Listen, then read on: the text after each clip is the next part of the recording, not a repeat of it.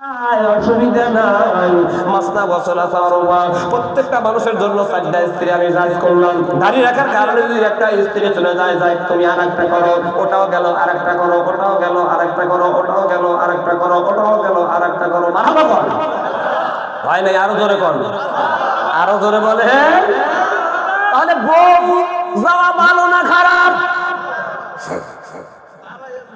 বাবা আল্লাহ পায় দাঁড়িয়ে রাখলে বউ বলে যা আরেকটা কর, এটা কার কথা?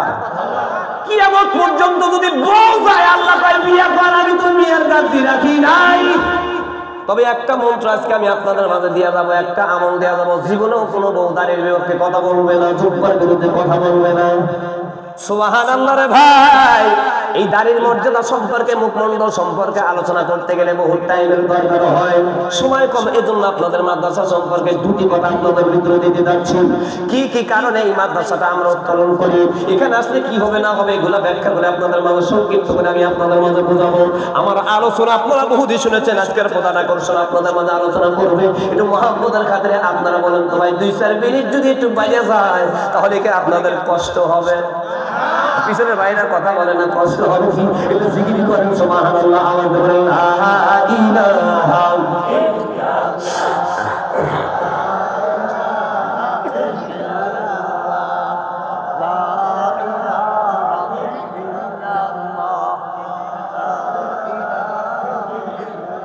ভাই আমি জানি এই কলেমা পড়বেন না, কারণ কি? মোদির মুখেও দাড়ি, মোদিও পাঞ্জাবি গায়ে দেয়, মনে হয় মসজিদের ইমাম। জোরে কোন না ঠিক কিনা? মোদের চেহারা দেখলে মনে হয় মসজিদের ইমাম। জোরে কোন তো ভাই, ওকে ইমাম না, ওই মোদি হারামজাদা জানোয়ার কুত্তো আমরা জানি। দেখতে ভালো মনে হলে কি হবে? নবীর কলেমা সে মানে নাই, মানে নাই, কলেমা পড়ে নাই। ওর পাঞ্জাবির দাম হয় নাই, টুপিরও দাম হবে না, দাড়িরও দাম হবে না। আমাদের দাড়ির দাম কত? কবরে গেলে আযাবের ফেরেশতা পাঠাবে, লজ্জাবোধ করে। আপনারা বলেন তো, মোদি যদি 14 হাত দাড়ি রেখে কবরে যায়, কবরে আল্লাহ ফেরেশতা পাঠাতে লজ্জাবোধ করবে না? 4-5 জন ফেরেশতা দেওয়ার কবরে বেরিয়ান শুরু করবে। তাহলে বোঝা গেল দাড়ি রাখলেই মর্যাদা বাড়ে না। আসল দাড়ির কর্তব্য হলো আখিরি জামানার পয়গম্বরকে মানা। প্রথমে কলেমা, জোরে জোরে কন্যা ঠিক কিনা? প্রথমেও কলেমা, জামার বেলার কলেমা। আল্লাহ ডাকদা কয় নবীর মাধ্যম না, দুনিয়ার উম্মতের দল আমার বান্দারা। নবী বলছে, ও দুনিয়ার উম্মতের দল শোনো, মরার সময় যদি একবার কলেমা পড়ে মরো না যুবক ভাই, কোরআন সিয়া বলে গেলাম, আল্লাহর নবী বলছে জাহান্নামের আগুন হারাম, জান্নাত তার জন্য অধীন হয়ে যাবে। ভাইজান এই কথাটা কেন আমাদের মনে জাগে না? আমরা মরার সময় কলেমা পড়ে মরতে পারবো কি পারবো না? এখন মনে মনে ধারণা করেন, হুজুর আমরা তো কলেমা জানি, কলেমা পড়েই মরবো। আচ্ছা বলেন তো ভাই, মোদি কি কলেমা জানে না? কোটি কোটি ইহুদি খ্রিস্টান নাসারা বৌদ্ধ তারাও কলেমা জানে। আল্লাহ কয় বান্দারে, মোদি যদি কলেমা পড়ে মরে তাহলে আমি আল্লাহর বাধ্যতামূলক জান্নাত দেওয়া লাগবে। কারণ নবী বলে গেল কলেমা পড়ে বললে জাহান্নামের আগুন হারাম। তাহলে প্রত্যেকটা বিজাতি যদি মরার আগে কলেমা পড়ে আল্লাহর বাধ্যতামূলক জান্নাত দেওয়া লাগবে। আল্লাহ কয় না, জানা থাকলেই কলেমা করা যাবে না, মরণের আগে আমি আল্লাহ প্রতিটি মানুষের কাছে আজরাইল পাঠাবো রে বান্দা, তোমার দেওয়া জবান ওই দিন বন্ধ হয়ে যাবে, অর্ধেক হয়ে যাবে। মরণের আগে তোমার ইখতিয়ার চাপা থাকবে না, নিজের ইখতিয়ারে তুমি কথা বলতে পারবে না। ওই সময় আমি আল্লাহ তোমাদের জবানে যা বলাবো তাই তোমারে বন্ধ হবে। একটু জোরে জোরে বলা যাবে কি ঠিক কিনা? এগুলা যদি বুঝাতে যাই মরণ সম্পর্কে সময় লাগবে রে ভাই। জমি কলেমা কারা কারা করে মরতে পারবে অজগুলো আছে, একটু জবান খুলে মহব্বতের খাতিরে বলো লা ইলাহা ইল্লাল্লাহ।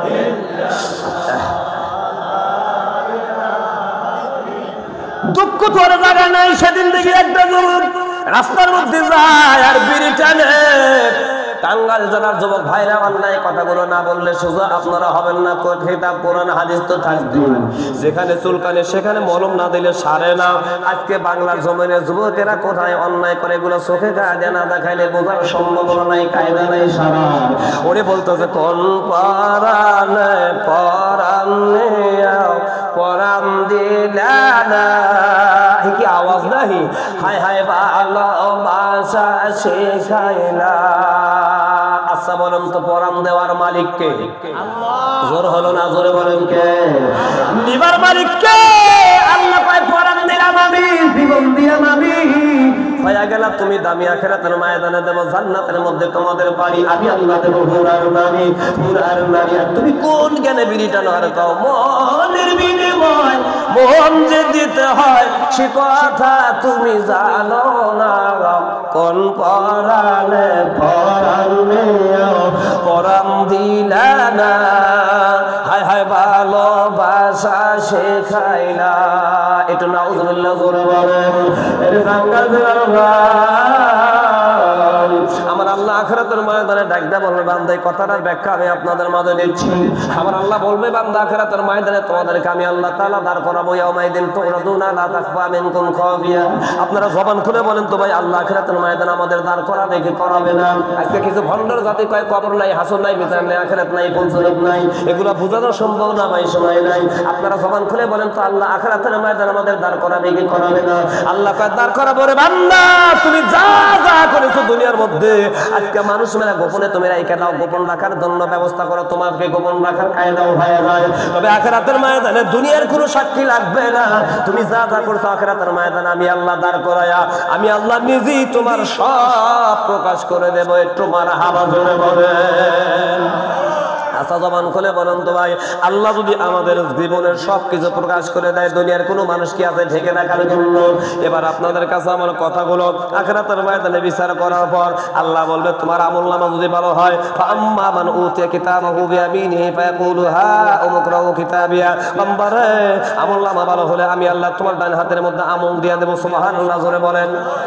কোন হাতে আমল দিবে? ডান হাতে আমলনামা দিবে। এবার জল বলেন তো ভাই, পরীক্ষায় যারা পাস করে তারা খুশি হয় না বেজার হয়? রেজাল্ট যদি ভালো করে দেখবেন ফোন দিয়ে বলবে খালু দাদা নানা আপু আমি কি রেজাল্ট করেছি, ভালো রেজাল্ট করেছি।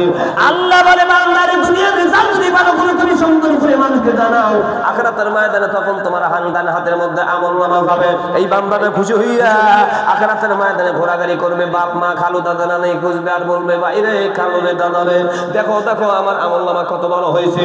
আল্লাহর কাছে ডাকতে বলবে আল্লাহ আমি বিশ্বাস করেছিলাম দুনিয়ার মধ্যে ইন্নী জরমতু আন্নী মুলাকিন হিসাবিয়া। আল্লাহর বান্দা ডাক দেখেন আমার বিশ্বাস ছিল আখিরাতের ময়দানে আমার আল্লাহ হিসাব নিকাশ করবে। আল্লাহ কয় বান্দারা দুনিয়ার মধ্যে বিশ্বাস ছিল তোমার, আর আমি আল্লাহ খুশি হইয়া আজকে তোমার জন্য ফি জান্নাতিন আলিয়া জান্নাত দিয়ে দিলাম। ওই বান্দা সকল মানুষের কাছে বলবে ফাহুয়া ফি ঈশাতিন রাদিয়া। আমি বুঝেছিলাম জেনেছিলাম দুনিয়ার জগতের মধ্যে আমার আল্লাহ হিসাব নিকাশ করবে, দুনিয়ার জগতের মধ্যে আল্লাহ কয় জান্নাত দিয়ে দিলাম তোমারে। এবার জবান খুলে বলেন তো ভাই, যারা ডান হাতে আমলনামা পাবে জান্নাতের মধ্যে দাখিল হবে, আর যারা আমলনামা ভালো হবে না তাদের বাম হাতে আল্লাহ তাআলা আমলনামা দেবে। আম্মা মান উতিয়া কিতাবাহু আম্মা মান উতিয়া কিতাবাহু বিশিমালিহি ফায়াকুলু ইয়া লাইতানি লাম উতা কিতাবিয়া। আল্লাহ কয় বান্দারে বাম হাতে যখন আমলনামা দেওয়া হইবে এই বান্দা আক্ষেপ করে কাদাকাদি কইরা গুইরা গুইরা চোখ দিয়ে পানিগুলা ফালাইবে, আল্লাহ আমি কি অন্যায় করেছি দুনিয়ার মধ্যে আমার আমলনামা আজকে বাম হাতের মধ্যে থাকলো। এই বান্দা রাখতে বলবে ইয়া লাইতা ওয়ালাম আদরি মা হিসাবিয়া। আল্লাহ আমার হিসাব নিকাশ যদি আখিরাতের ময়দানে আমার সামনে উপস্থাপন না করতে তাহলে আমি বুঝতেই পারতাম না আমার হিসাব নিকাশ কি। এই বান্দা আফসোস করে বলবো ওয়ালাম আদরি মা হিসাবিয়া। আর ইয়া লাইতাহা কানাতিল কাদিয়া, প্রথম মৃত্যুই যদি আমার জন্য শেষ হইয়া যাইতো। একটু জোরে জোরে বলা যাবে কি নাউজুবিল্লাহ। মুসলমান ভাইরা আফসোস করে কোনো লাভ নাই। এ যুবক আখিরাতের ময়দানে আফসোস করবেন। আল্লাহ ডাকতে কয় বান্দারে দুনিয়ার মধ্যে চোখের পানির এত দাম ছিল, তোমার এক ফোঁটা চোখের পানির জন্য আমি আল্লাহ তোমার রহমতের জোশ বেড়ে গেছে, আমি তোমার জীবনের গুনাহ মাফ করছি। বান্দা আখিরাতের ময়দানে তুমি কাঁদবা, আমি আল্লাহ ওই দিন আমার রহমতের জোশও থাকবে না, আমার তোমার প্রতি মাও লাগবে না। ওয়াহিদুল কহ্হার, আমি আল্লাহ আখিরাতের ময়দানে তোমার জন্য কহ্হার ধারণ করব। জোরে জোরে বলা যাবে কি সুবহানাল্লাহ। মুসলমান ভাইরা দুনিয়ার মধ্যে যদি আমরা চোখের পানি ফেলাই, চোখের পানির দাম আছে না নাই? কথা কন্যা আছে না নাই? আজকে বাংলার জমিনের মানুষগুলো চোখের পানি ফেলাতে পারি না। সব চোখের পানি কিন্তু আল্লাহর আদালতে কবুল হয় না। কোন কোন চোখের পানি আল্লাহর আদালতে কবুল হয় বলার সময় নাই। আল্লাহ বলবে বান্দা আখিরাতের ময়দানে তোমার চোখের পানি দেখে আমি আফসোস করব না। সেদিন আমার আল্লাহ বলবে বাইরে খুদো হো পাগল। আল্লাহ কয় বান্দা মানে ফেলে বান্দাকে বলতেছে বান্দা তোমরা জানো না ওই দিন আমি ফেরেশতাকে বলবো খুদো হো পাগল ধরকে ধইয়া ফেলা। একটু জোরে জোরে বলা যাবে কি মারহাবা। আচ্ছা জবান খুলে বলেন তো ভাই, যে বিচারপতি, হাইকোর্টের বিচারপতি যে বিচার করলো, এনার একটা মর্যাদা ছিল, একটু ইশারা করলে কিন্তু ওনারে ধইরা একটু কলমটা ফাঁকাইলে ওনারে ফাঁসি দেওয়া যাইতো, জোরে কোন যাইতো না, ইশারা দিলে কিন্তু ওনাকে ধরে ফেলতো। একজন মানুষ যদি ইশারা দেয় ধরে ফেলায়, আল্লাহ যদি বলে আখিরাতের ময়দানে খুঁজো পাগল ধরকে, আপনারা জবান খুলে বলেন তো আল্লাহ ফেরেশতারা ধরবে কি ধরবে না? আল্লাহর ফেরেশতা ধরবে কি ধরবে না? ধরার পর এই বান্দা চোখের বাড়ি ছেড়ে কাঁদবে, আল্লাহ কয় ফেরেশতা খালি হাতে ধরে নিয়ে যায় না।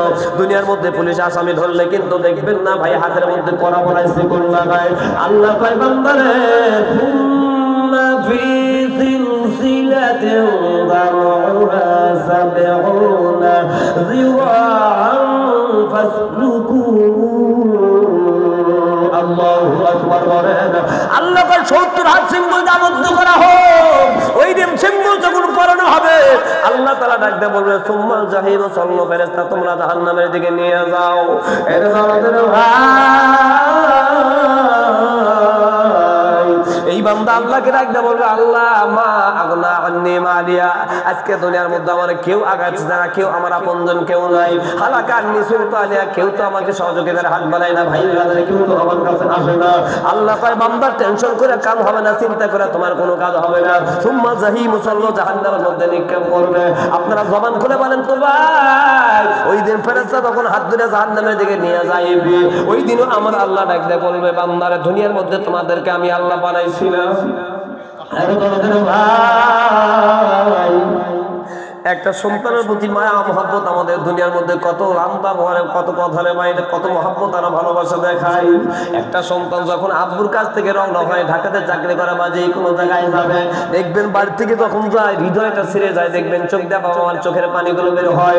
একটা মেয়েকে প্রতিপালন কইরা দেখবেন বিবাহের মধ্যে যখন আমরা গায়ে দেই, স্বামীর বাড়ি যখন রওনা হয় বাবা মা চোখের পানি ছেড়ে দেয়, কান্দে।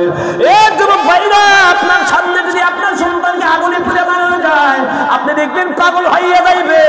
একটা সন্তান হারা গেলে দেখবেন আপনি লক্ষ লক্ষ টাকা খরচ করার জন্য অবস্থা করেন।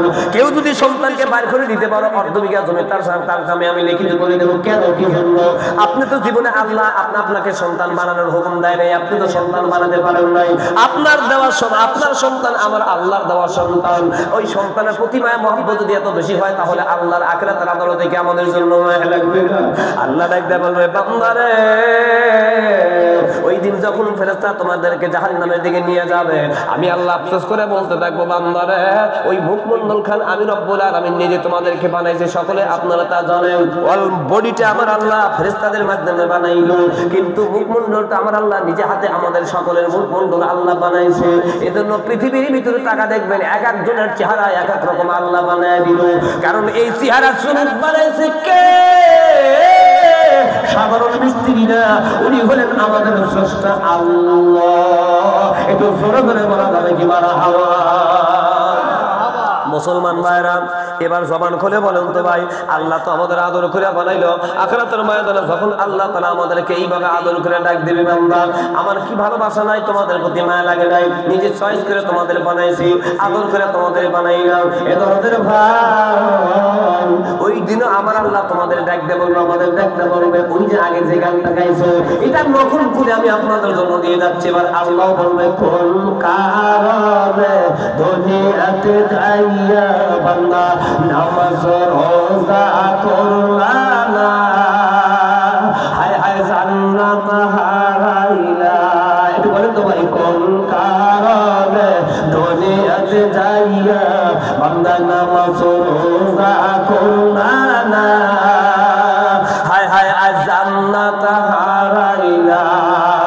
নামাজের বিনিময় জান্নাত পাওয়া যায়, বলে নামাজের বিনিময় জান্নাত পাওয়া যায়, সে কথা বান্দা জানো না। কোন কারণে দুনিয়াতে যাইয়া বান্দা নামাজ রোজা করলা না, হায় হায় জান্নাত হারাইলা। একটু জবান খুলে বলা যাবে কি মারহাবা? এটা দরদের ভাই, ওই আখিরাতের ময়দানে আমার আল্লাহ রাব্বুল আলামিন এভাবে আপনাদেরকে আফসোস করে বলতে থাকবে, আমরা চোখের পানিগুলো ছেড়ে দিয়ে কাঁদবো, কেউ নাই। বাবা মা ভাই বেরাদার আত্মস্বজন কেউ আমাকে সেই দিন উপকার করতে পারবে না। আল্লাহ কয় ও বান্দা ভাইজান সময় নাই, আমি আর কথা আগাতে পারবো না।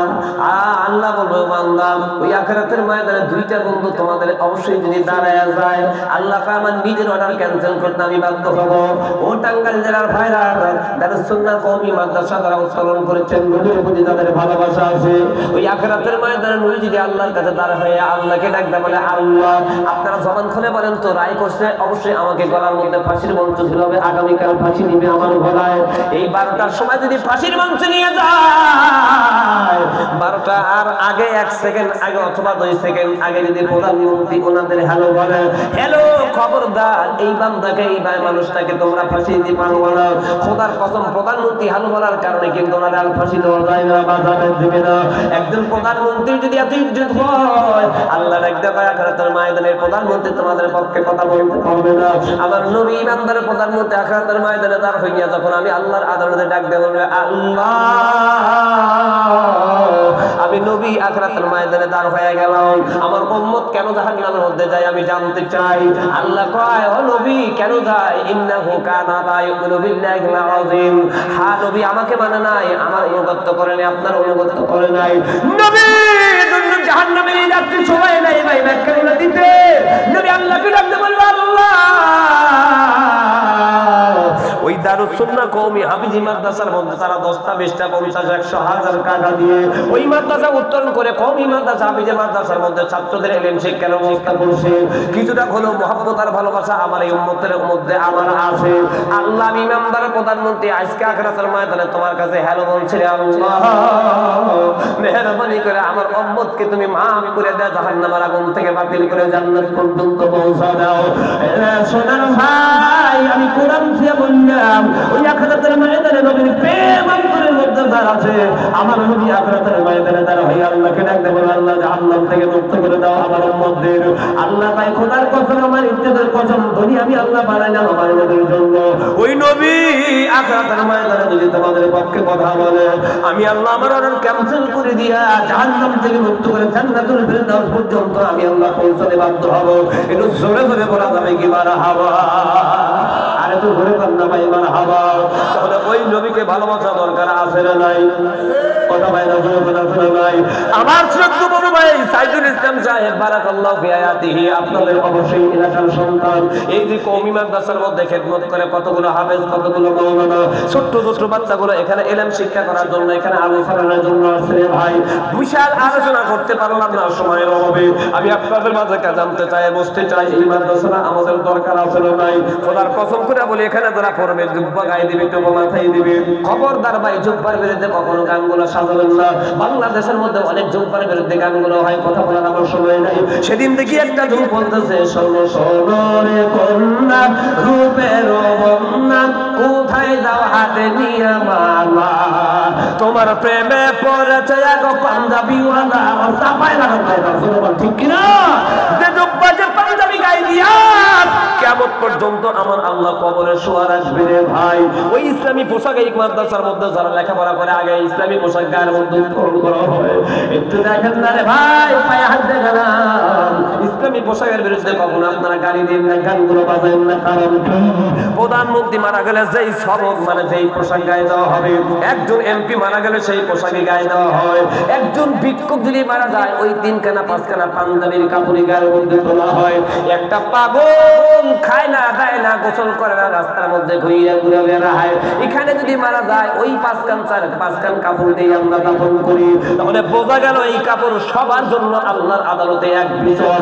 খবরদার ইসলামী পোশাকের বিরুদ্ধে কখনো গানগুলো গাবেন না। এই পোশাক গায়ে দেওয়া অন্যায় কাজ করা যায় না, টুপি মাথায় দেওয়া অন্যায় কাজের মধ্যে যাওয়া যায় না, জাম্পা গায়ে দেওয়া অন্যায় কাজে যাওয়া যায় না, দাড়ি মুখে রেখে অন্যায় কাজে যাওয়া যায় না। আমি অনুরোধ করবো এই মাদ্রাসার প্রতি আপনাদের খেয়াল রাখতে হবে, ভালোবাসা দেখাতে হবে।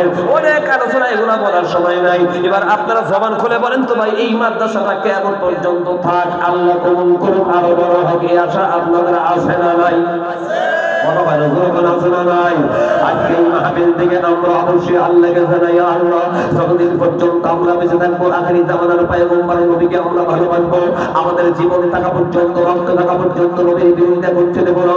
আল্লাহর জমিনের মধ্যে নামাজ হজ যাকাত আমরা নাও যদি করি, এরপর আমরা নবীকে ভালোবাসি। অনেকে আমরা হয়তো নামাজ পড়ি না, তারপরও আল্লাহর নবীকে আমরা ভালোবাসি। এরকম মানুষের সামনে যদি নবীর বিরুদ্ধে কথা বলা হয়, এখনো মুসলমান জীবিত আছি, আমরা অবশ্যই থাকবো, রক্ত দেব, জীবন দেব, কিন্তু নবীর বিরোধিতা করতে দেব না। মরব, দুনিয়া থেকে চলে যাবো, কিন্তু আল্লাহ এবং রাসূলের বিরোধিতা করতে আমরা দেই না। আল্লাহ রাসূল বলেছেন, এটাকে সংগ্রাম করার জন্য পৃথিবীর ভিতরে আল্লাহ এবং রাসূলের জন্য তোমাদের বিজেপির হাতের মধ্যে যদি জীবন চলে যায়, তাহলে তুহফাতুল মুমিনিল মাউত। হাদিস নবী বলেছেন, তোমার মরণটা উপহার স্বরূপ আল্লাহ দান করবে। আপনারা জবান খুলে বলুন তো, আমরা সকল কিছু মানতে পারি, কিন্তু আল্লাহ এবং রাসূলের বিরুদ্ধে কথা বললে আমরা মানতে পারি না। চিন্তা বলা যাবে কি ঠিক কিনা? এই প্রতিষ্ঠানকে আমরা ভালোবাসবো, এই মহব্বত দেখাবো আল্লাহকে। আমরা এই মুহূর্তে যদি হাত উত্তোলন করে, আল্লাহ তুমি জান্নাতের ক্যামেরাতে হাতগুলো উঠা রাখো, আখিরাতের ময়দানের জন্য আল্লাহ তাআলা আমাদের নামতার জারিয়ে বলে হাত উত্তোলন করে দেখান।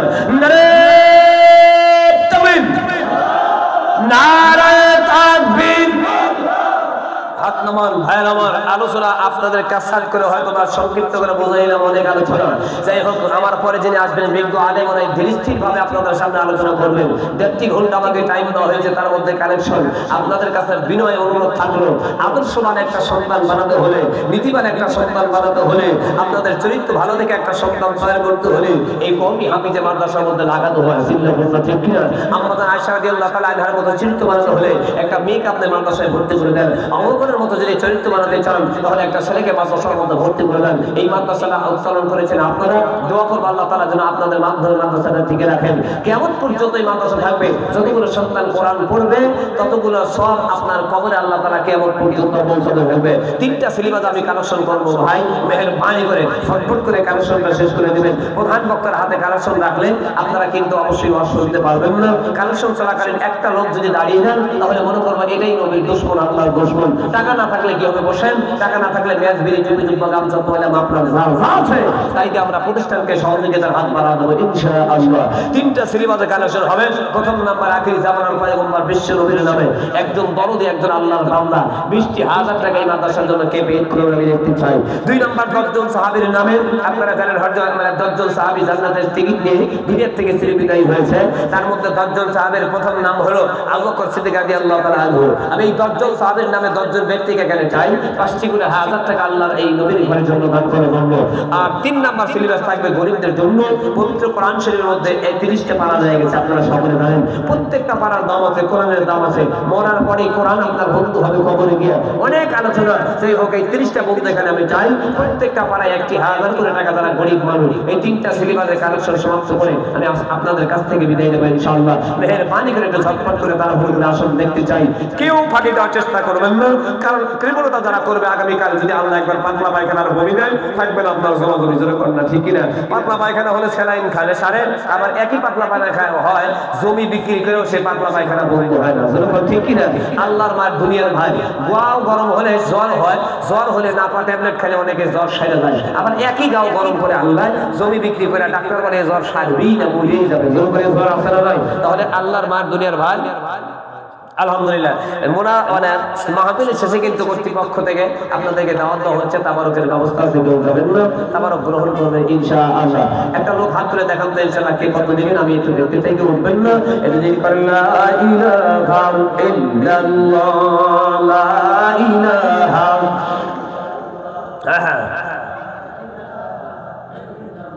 একটা লোক হাত তুলে দেখেন, হুজুর আমি সাহাবীদের মধ্যে একজন নাম দেব, আবু বকর সিদ্দিক রাদিয়াল্লাহু তাআলা আনহুর নামটা দেব 50,000 টাকা। এর দরদের ভাই, এই আবু বকরের কাহিনী যদি বলতে চান চোখের মধ্যে পানি আসবে। আমার নবীকে কেমনে ভালোবাসছেন আবু বকর, খেলার সাথী থেকে শুরু করে মরণ পর্যন্ত আবু বকর নবীকে ভালোবাসলো। আবু বকর মুসলমান হয়েছিল না, ছোটবেলা থেকে অমুসলিম, তারপরও আল্লাহর নবীর সাথে খেলাধুলা করছেন, ভালোবাসা দেখাইছেন। আল্লাহ কয় দুনিয়ার মানুষ শোনো, এই আবু বকরের ভালোবাসায় আমি আল্লাহ পাগল হইয়া গেলাম, যার কারণে মরার পরেও আমি আবু বকরকে আমার নবীর কাছে আমি শোয়া রাখলাম কিয়ামত পর্যন্ত। একটু জোরে জোরে বলা যাবে কি মারহাবা? ওই আবু বকরের বন্ধু বললাম তো, কো যায়, একটা লোক তো যায় না, গেছেন কি কেউ?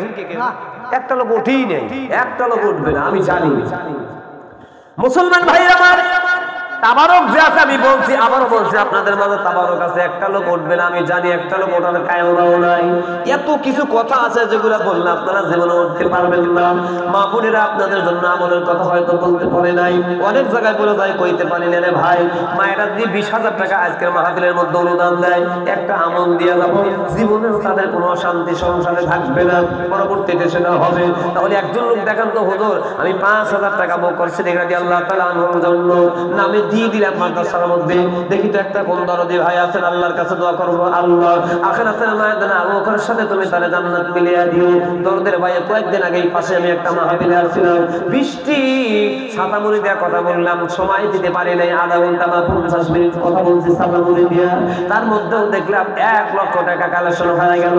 আমার অন্তর ভরে গেল। ওখানে যদি আরো আলোচনা করা যায় তো অনেক টাকা উঠতো। বৃষ্টি পরিমাণে ছাতা মুড়ি দেওয়ার কথা বলছি। এই দরদের ভাই এই প্রতিষ্ঠানের দিকে টাকা বের নজর দিবেন, কারণ এখানে 10টা টাকা থাকলে কিয়ামত পর্যন্ত আপনার কবরে আল্লাহ সওয়াব পৌঁছাতে থাকবে। কে আছেন একটা লোক হাত তুলে দেখান তো, মঞ্চে থাকলে হাত তুলবেন। আবু বকরের নামে কে আছেন 5,000 টাকা আল্লাহর রাস্তায় একটা লোক দান করবেন, আমি দোয়া করব। এত বিশাল আয়োজন করেছেন হুজুর, অনেক বক্তাগুলো নিয়ে আসছেন, অনেক টাকাই এই মাহফিলে খরচ হবে। শিক্ষক বেতন লাগে, মাদ্রাসার ছাত্রদের লেখাপড়া করতে হয়, অবশ্যই শিক্ষক বেতনের দরকার হয়। একটু দয়া করে ইনসাফ করেন, মাদ্রাসার প্রতি একটু লক্ষ্য করেন রে ভাই। টাকা পয়সা ধন-দৌলত বাড়ি গাড়ি সব আল্লাহর হাতে, আমাদের মাঝখান থেকে আল্লাহ নিয়েও দিতে পারে।